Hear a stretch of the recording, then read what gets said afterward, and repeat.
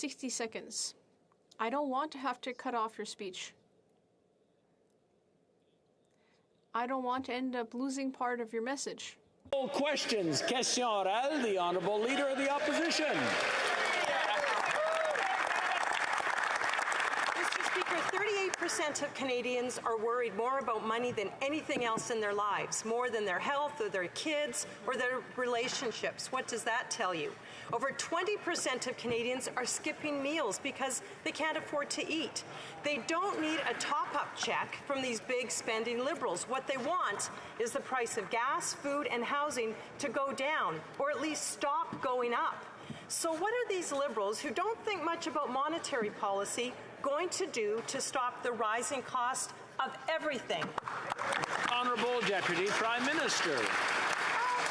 Thank you very much, Mr. Speaker. And you know, Mr. Speaker, when it comes to affording the cost of living, for the overwhelming majority of Canadians, the most important thing is to have a job. And that's why our government focused so relentlessly on a jobs-centered recovery. And you know what, Mr. Speaker? It has worked. Canada has recovered 115% of the jobs lost to COVID, compared to just 96% in the U.S. Right now, our unemployment rate at 5.2% is the lowest it has been since comparable records were kept. That matters to Canadians. Honourable Leader of the Opposition. Those are completely out of touch and denying reality. That's why single parents, young home buyers, and seniors don't believe that they have a plan. Literally, every single day, people are seeing prices of everything go up. Now, on fiscal policy overall, no one will trust this Prime Minister, who is in a very happy political marriage with the NDP. Just ask the Parliamentary Budget Officer, or maybe former Finance Minister Bill Morneau, what he thinks of their fiscal policy. All we see from the tax and spend Liberals is more tax and spend and no plan to fight inflation. Isn't that the truth?